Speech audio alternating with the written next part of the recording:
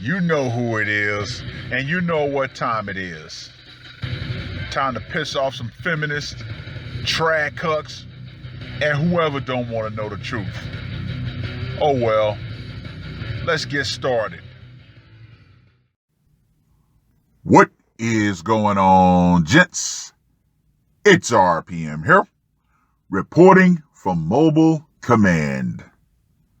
Gentlemen, I connected two very major dots yesterday in a revelation involving the state of Utah. Now, this is where the true red pillars and MGTOW shine, because we talk about stuff like this, changes in law. See, you'll never see the PUAs and dating coaches talking about things like this. Why? Because things like this are bad for their business. So that's why they won't talk about it. But let's go ahead and get into this article that the true red pillars and MGTOWs have been talking about. Now, this article was published on the 5th of April. Quote unquote, champion for women. Right out of the gate, the misandry is on blatant display. Utah becomes first state to require expectant fathers to share prenatal medical costs. Let's just call this what this truly is: prenatal child support. A new law makes Utah the first state in the nation to require fathers to pay half of a woman's pregnancy costs before the baby is born.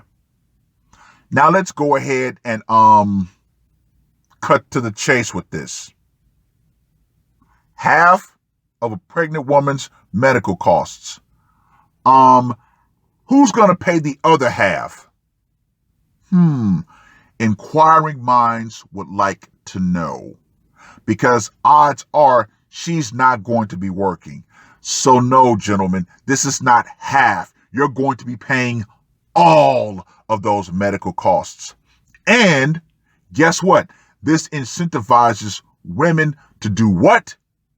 Go to every single appointment they can. But this is going to bankrupt the father. But I'm getting a little ahead of myself.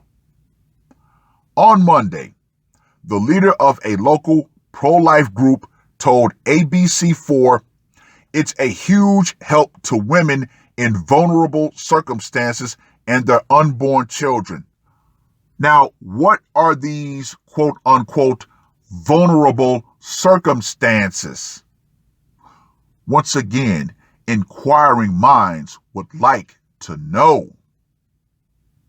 The recently signed Shared Medical Costs Law requires biological fathers to pay half the cost of the mother's medical care and health insurance during pregnancy, should she decide to ask for it.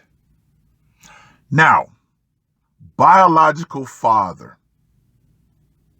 Men of Utah should be screaming from every hill that they can find. Okay, if we're going to be required to pay half of the prenatal medical costs, we want paternity tests. Mandatory paternity tests should be issued at conception. Once she's found to be pregnant, then there should be a DNA test right then and there. However, gentlemen, I'm willing to guarantee you that if these men do ask for it, you know who is going to come out and say, nope, that should not happen. Let's be crystal clear on this.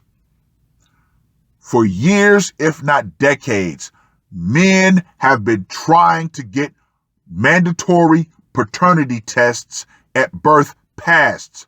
But guess who blocked it? And guess what excuse they used? That's right, feminists blocked it at every turn. And they said this: what would happen if the child was found out to not be the biological father's child? It could lead to abuse. It could lead to domestic violence. And yes, a lot of men were shamed out of taking those tests. So, gentlemen, no. See, this right here would cuck a man before the child is even born. Wow, so much for equality. Attorney, author, and pro-life activist Marilee Boyack calls it a quote-unquote great law that will reduce the number of abortions in Utah. We're hoping that it will save lives, Boyack said. The vast majority choose abortions out of pressure from boyfriends, from family, etc.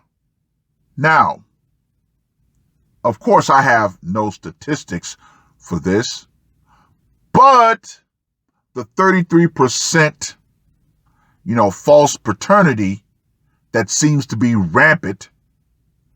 So, how many of these women are in actual relationships who got knocked up by the side dude? Just saying.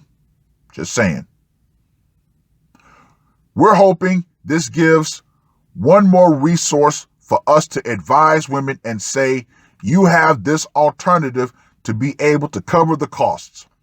It allows her to reach out and get the support to help pay the expenses during that pregnancy. A lot of times, that's the one thing that may make the difference of a woman deciding to give birth to her baby. No, that does not make the difference.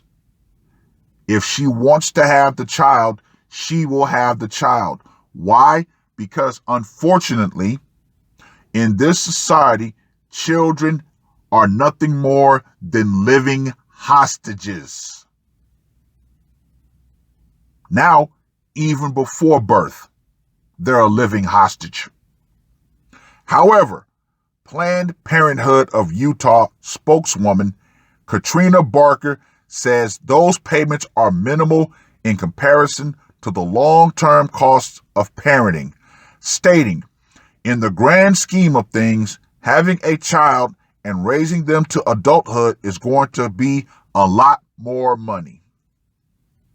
Raising a child costs nearly $250,000, not including college. Boyack points out that a woman will still have the option of putting her baby up for adoption and says it's appropriate that Utah is the first state to pass this type of law. I love it. It shows we're a champion for women, she said. It shows that we're sensitive to the needs of the women who find themselves in these circumstances, that we want to encourage them to be able to have the support they need to be able to give birth to their babies. I think it fits quite beautifully with who we are as a state and who we are as a people. Wow. Just wow. Calling all PUA coaches, calling all dating coaches. Where are you? Where are you? See, guys like that don't talk about articles like this. Why? Because if they talk about this and say something bad about it, it hurts their business of targeting desperate men. Now, let's go into the revelation that I came across yesterday. Let's take a trip into the past, shall we? Last year, what was Utah fighting to decriminalize? Polygamy. Yep. Last year, polygamy got reduced from a felony to damn near a misdemeanor, if that. Very low level. Now, let's go ahead and paint the scenario, shall we? Let's say 6 months ago, a man has 2 women. He knocks both of them up. He is the biological father of both of those women. Now, this law has been signed into play. Man's got 2 women pregnant. He's been proven to be the biological father of both of those children. He's paying half the medical costs for both of those women. And let's be frank about this. Those women 9 times out of 10 are not going to be working. So this man's going to be paying for 2 children. What does that turn that man into? A wage slave from hell. Wow. Just wow. If you're a single, childless man in Utah, get the hell out of that state. Hopefully, this will cause Utah's birth rate to flatline. Because this is a law. This is not a bill. Men could have been able to try to fight this, but oh no, this is now law on the books. Once again, where in the hell are the dating coaches and the masculine excellent crowd to talk about this? Nah, they don't. They won't. They're going to keep quiet on this. Better yet, where are they to talk about that guy who recently had the viral TikTok video who got divorce raped to kingdom come? See, they're going to be easy to say, well, you should not have married a single mother. You shouldn't have done this. You shouldn't have done that. They're going to put all the blame on the guy. Unfortunately, that's too easy of a target. Too easy. But we all know that's going to be the typical response. But yeah, gentlemen, yeah. Utah just essentially enslaved its male population. So much for equality. It's never been about equality, gentlemen. It's all about making men subservient to women via the government.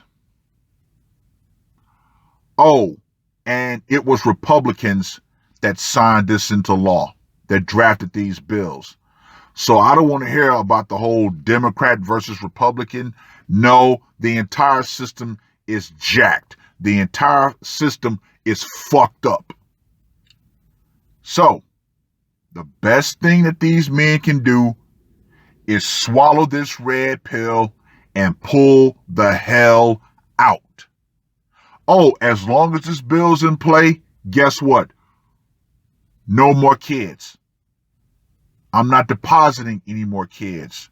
Hopefully there are no sperm banks in Utah, because guess what? This sounds like another way that a woman could be able to go to a sperm bank, find said donor, and put him on prenatal child support. But all in all, we can't get mandatory paternity tests, but yet they can still put a man on prenatal child support. Wow, gentlemen, have you felt enough pain? I guess not.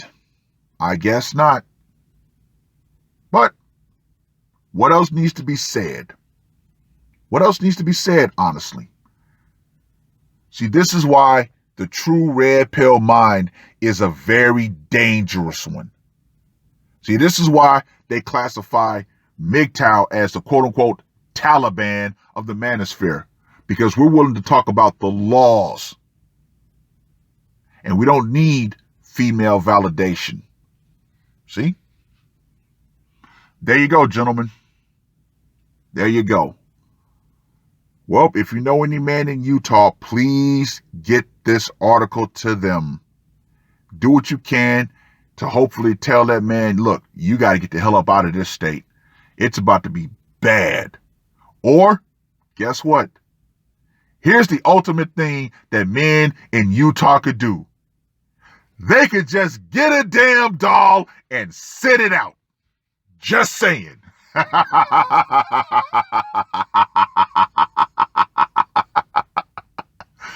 Oh, well, read the article. Let me know what you guys think.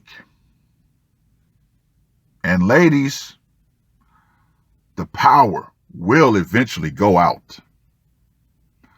Feminism and all of these blatantly misandric laws that are in place to enslave men will go out right along with it. Because, believe it or not, men can still win in this by simply walking away. All men have to do is disengage. That's all I got to say for this one. RPM, I am out. Allahu Akbar. Allahu Akbar. Allahu Akbar. Allahu Akbar. Allahu Akbar.